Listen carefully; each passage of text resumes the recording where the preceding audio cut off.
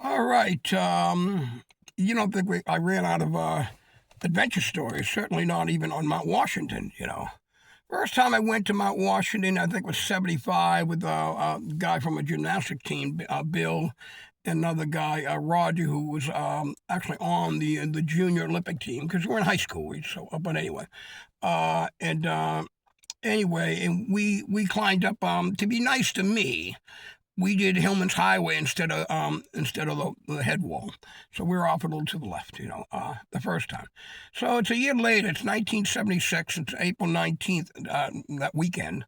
And of course, it's the bicentennial. And I live in Lexington, so we always have the Lexington Patriots Day Parade. And this is a big one.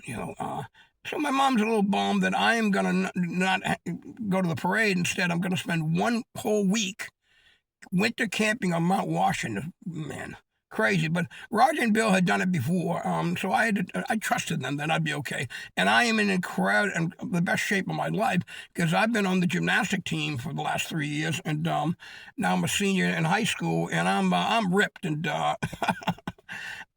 Never again to have a flat belly like that, I suppose. But anyway, we're in great shape, okay? And so we're going up the Tucker Ravine Trail because you can't do the Sherburne Trail. That's for skiing down. But these guys are not doing the switchbacks. Oh no. They're making their own post holing the way up, straight up the mountain, straight up the steep. Well, I'm with them, and I got to do what they're doing. So here I am. God, when will this end? And they'd like to get up to Hojo's in like an hour and a half, and I'd like to do like 2 hours or whatever. Anyway, so I'm already exhausted when we get to Hojo's, or the midpoint, and there's a split, and you can go up. I don't know if that's called the Tucker Ravine Trail anymore, whether it's lined. I don't even know what the trail on the right is. I should. That brings you to the base of the head wall. No, we're off to the left. We're going to go over Hillman's Highway, and at the top, there's a big rock. It splits kind of at the top. And we're going to go over the shoulder. We're going to go down into Oaks Gulf and camp there for a week. Okay. Well, now we're on Hillman's Highway, and you have to follow the track, the footholds in front of you. And those footholds are a little bit longer than I want them to be because I've got short legs. So I got to deal with that. And then I got to keep up to these freaking heavyweights that are great climbing. So I'm exhausted. And then there's people behind me, and I can't really slow down. It's embarrassing. So I work like hell to get up to that top of that mountain. And when I get there, the wind is kicking in at about 129 miles an hour, I think. And I only know this because my mother's at home freaking out because we never hear any. In the Boston news, the weather doesn't usually mention Mount Washington that often. And she hears, well, the wind's 129 miles on Mount Washington, and her son's up there. Anyway, so I get up over the ridge, and I'm exhausted. So the wind has blown every bit of snow off that area. Plenty of snow on the mountain, but not there. And now there's ice, and underneath the ice and rocks is water. I'm dying of thirst. It's safe to drink? I don't care. I dive my face. I kick some ice out of the way, dive my face down into the ground and get the water all. Oh, it feels so good for about 30 seconds. Did I mention the wind? So now I've iced up my entire head, my hat, my hands are wet. And of course I freeze up. So I get up over the ridge, and the only way we can do this, okay, is I have to be on my hands and knees because I've got a 65-pound backpack on with skis. If I stand straight upright, the wind is absolutely going to knock me down over backwards. So I got to be on my hands and knees, and this is what we have to do, okay? I've got my hands on the ground, and what I do is I push off with my hands and get my body up a little bit so I'm angled. My nose is near the ground, but I'm an arm's length off the ground. So anyway, and I get 2 or 3 steps, and then I drop down onto my hands. I'm back on my hands and knees, and I got to do this to fight this wind to get over the top. Okay, and I'm already frozen over my hands, on my head. So I get there and I can't use my hands. I can't even get into my own freaking skis. So Bill helps me get into my skis, and now I got to ski down, and I have no idea how steep it was. It was probably 35 degrees or something. I don't know, but I don't know because the wind was so strong. As I'm trying, I get the skis on the back. I'm actually starting to go down the hill, the Gulf, and yet the wind won't let me. It's trying to blow me back up the hill.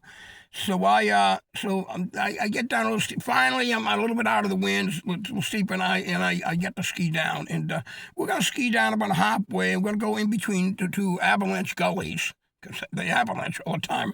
So they're avalanche gullies, and I'm gonna be in between them. Okay, and Oaks Gulf. Now we have to shovel out an area because it's deep, and we got to shovel out a flat platform for 2 tents. Well, I can't help. I'm sitting there and I'm so bad, I have to just stand in place and just pace myself, just walk in place, just to try to stay warm. Well, all the other 3 guys are digging out everything for me, setting up 2 tents. Anyway, so I'm exhausted, and then the snow starts coming. So I get into the tent. We're warm. I got a great sleeping bag. We're warm, and that's nice, but I'm too exhausted, so the next day, I can't ski.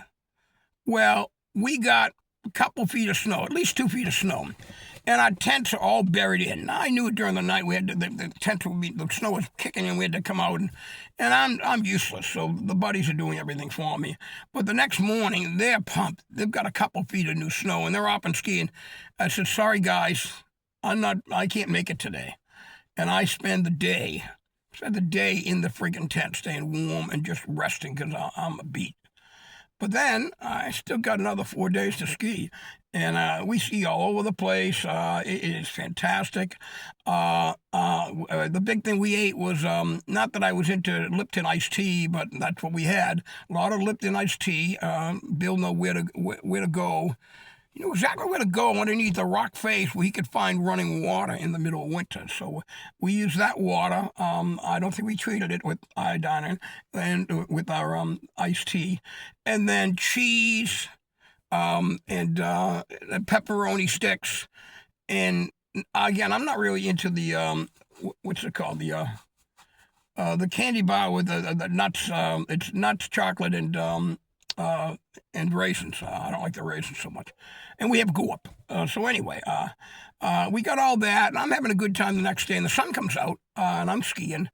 Well, I'm not wearing any sunblock, and I'm not even wearing glasses, sunglasses. So I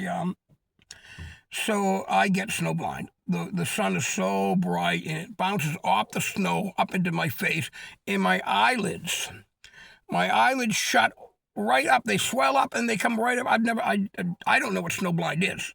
I didn't realize. Well, my eyelids are now going all the way over, and I've got this little.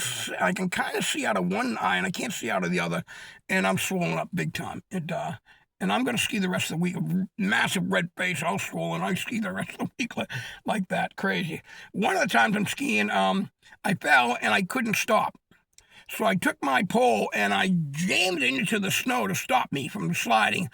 My gut hit the pole and bent it 90 degrees. Done.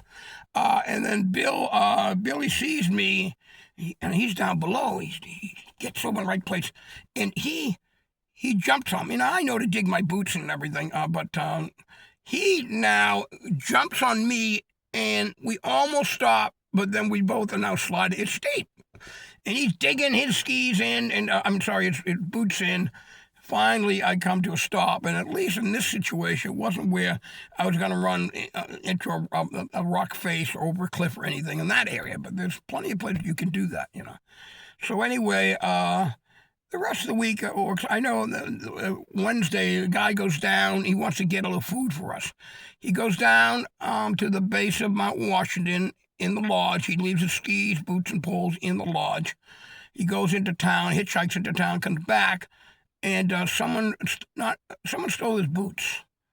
Not his skis or pole, but just the boots for some reason. I think they were these red or orange Lang boots, and I think I don't know, they were Langs. But anyway, So that sucked because I don't know exactly how he ended up getting another pair of boots and getting up. And he was delayed. He was late because of the boot issue.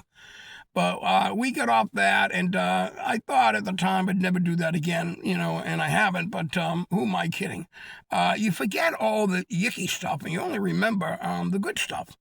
I skied down some pretty awesome places on Mount Washington. It was a great day. After you get rid of the pain issues. All right, so there's my again winter camping. Now, did I mention this already? That you weren't nowadays? I assume you're still not allowed to camp on Mount Washington. Now you gotta. They have these platforms. I think they call them a lean-to or whatever, but they're platforms. And I think it's first come first serve, and so you set your tent up on that. And there are only those couple places. I think they're all by Hojo's, the mid area. But in '76, we could do this. We could legally, at least I thought it was legal, and we camped out for a week, and that was certainly an adventure.